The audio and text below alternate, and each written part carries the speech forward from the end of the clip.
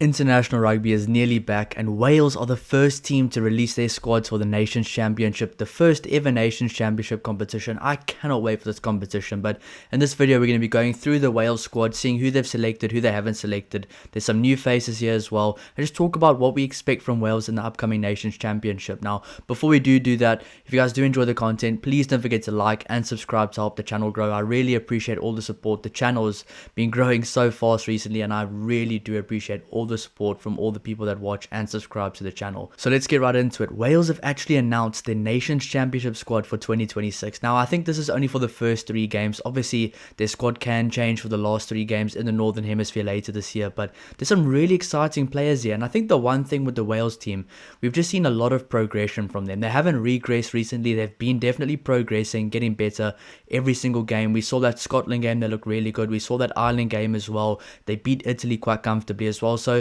at the end of the Six Nations, they looked a lot better than they did in that first game against England and also that second game against France. Now, this team, obviously, we know what they've been through. They've been through a lot of hardship. They've had some really terrible seasons, disappointing seasons, but it definitely looks like Wales are on the up. They're looking like a much better team, a much better squad. There's some players that were absolute nobodies in international rugby that have now got some experience, got some game time, and they're looking like really good international level players. But let's get right into it. The loose head props they've chosen are Rhys Barrett, Rhys Carré, Nicky Smith, and Gareth Thomas. Now, 3 names that stand out to me there: Rhys Carré, Nicky Smith, and Gareth Thomas. That's 3 good players there already in the loose head props. So already a loose head prop, they've got some depth. They've built that depth as well by having injuries, by those older guys retiring early and kind of leaving these guys in the deep end to figure out international rugby by themselves. But they are starting to. I mean, Rhys Carré is just such an exciting name to see. Nicky Smith as well, he's a really underrated player in my opinion. But moving on to the hookers, we have Liam Belcher, Ryan Elias, Dowie Lake, and Evan Lloyd. That's 4 good hookers right there as well for Wales. So if you look at this Wales squad, they are building depth. They have built depth, and a lot of, if you were to put the squad out a few years ago, it would look like an absolutely terrible, inexperienced squad that would lose every single game.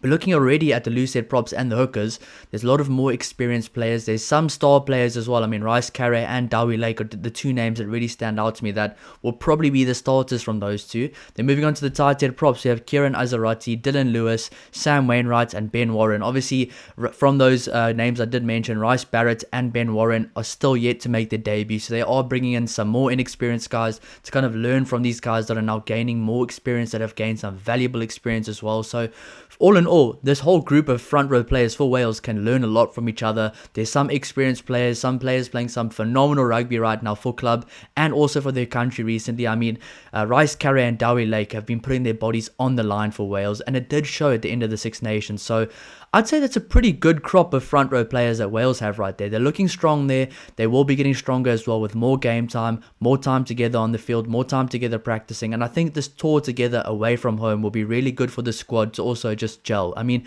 I'm not a Wales fan. I'm a complete neutral when it comes to Wales, but definitely looking on the up right there. It's definitely looking like an improvement from the last few years. And looking at those names, if we were to see them 2 years ago, you'd be disappointed. But now if you see those names there, it's actually a really good thing to see. And they look like, honestly, looks like a positive front row squad right there. But moving on to the locks, we have Adam Baird, Ben Carter, Daffy Jenkins, Freddie Thomas, and Teddy Williams. Now, maybe not the most lock depth, but I also haven't seen a lot of these guys play. I don't watch all the Welsh teams every single week, so there might be a few guys from that whole lock depth that do surprise me in the international games.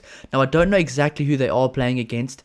I think it could be Fiji, South Africa, and Argentina. I'm not too sure. Welsh fans, please let me know in the comments down below. But I know for a fact they are playing South Africa.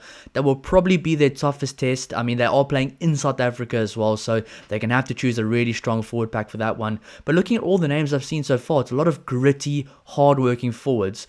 Now, moving on to the back row, this is where it's going to get really exciting. We have James Botham, Ollie Cracknell, Kane James yet to make his debut, Harrison Keddy yet to make his debut as well, Alex Mann, that's going to be a good one in South Africa, Jack Morgan, Tane Plumtree, Tommy Raffel, and Aaron Wainwright. That is a really good group of back row forwards right there. I mean, the names that just stand out to me: Ollie Cracknell, Alex Mann has had a phenomenal season this year for the Dragons. Obviously in South Africa, he might get a few boos. I don't really know why, but I just think he will. But it's going to be really fun to see how he kind of fronts up to that as well. Jack Morgan, a very important player to have back. He's been injured throughout the Six Nations, but he is the leader for this team. Him and Dowie Lake definitely are the two leaders in this team that can captain the team on any given day. Tane Plumtree, a really good player from the bench. I know Wales have definitely been using him a lot more from the bench in that kind of bomb squad role, and he's been playing really well in that position for Wales. Then obviously Tommy Raffel, that's a very good name to see, one of the best players in the world over the ball. I think he's definitely an important guy to play in that South Africa game, whether it's starting or on the bench. He definitely will be a key guy to try stop the momentum from South Africa or in Argentina, but it's really good to see his name there. And of course the in-form player, Aaron Wainwright, he's come on leaps and bounds in the last few years. I mean, Aaron Wainwright is playing some phenomenal rugby right now, probably the in-form Welsh player from the entire squad, and definitely in the forward. So looking at the forward squads, it's looking really good. But who would I start from that? Well, I'm probably going to say that at the end of this video.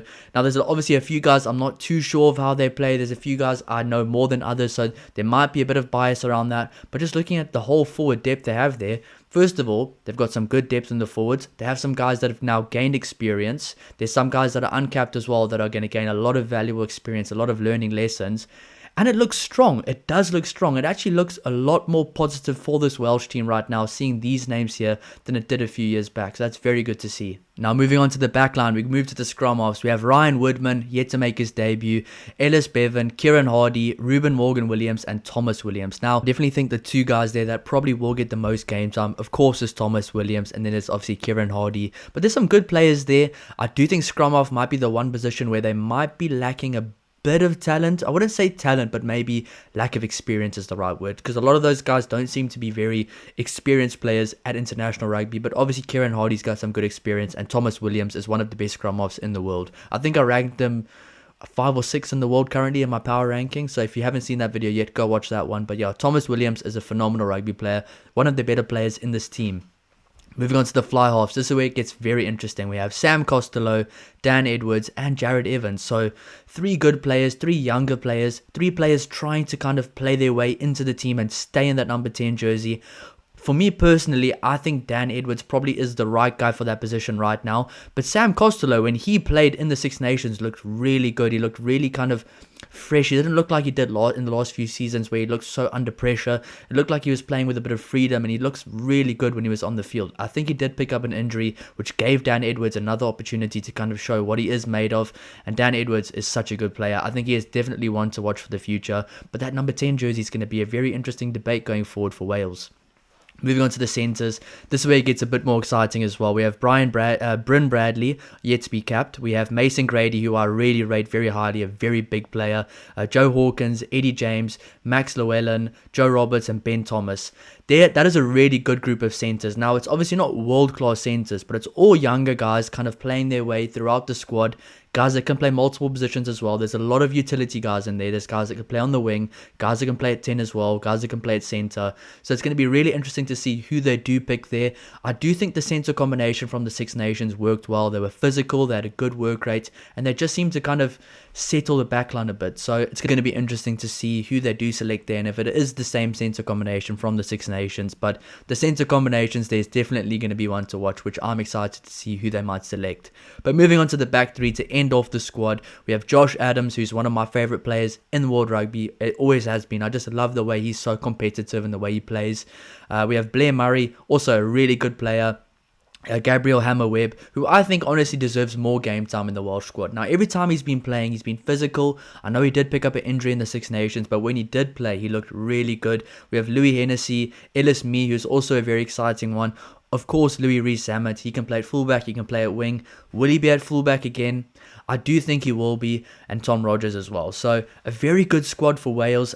I think the squad for Wales right now looks much better than it did last year and the year before. It might even be some of the same names, but just looking at the guys that have gained valuable experience, played some good rugby, had a bit of a successful Six Nations campaign, even got a win, actually a very big win as well, kept Ireland close, kept Scotland close as well. I think this is a very good Welsh team, and I think Welsh fans should be very excited, very happy with the squad.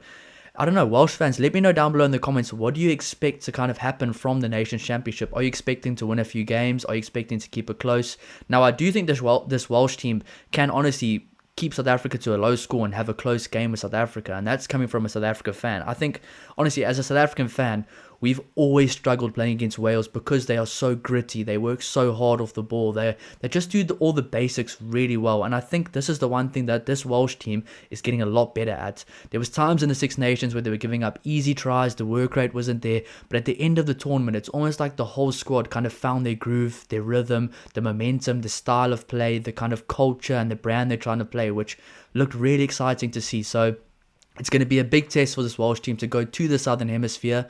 I think if they are playing Fiji, it will probably be in the Northern Hemisphere, I think. I'm not too sure about that, so they might even separate the squad to give some guys some debuts, some inexperienced guys some game time as well, which might not be a bad thing.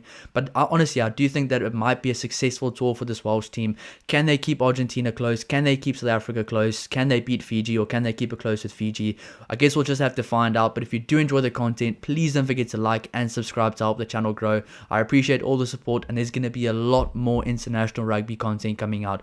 Player ratings, previews, reviews, all of that, all the news, everything, all my match reactions as well. So if you do enjoy that, subscribe and hang around, and I'll see you in the next one. Cheers.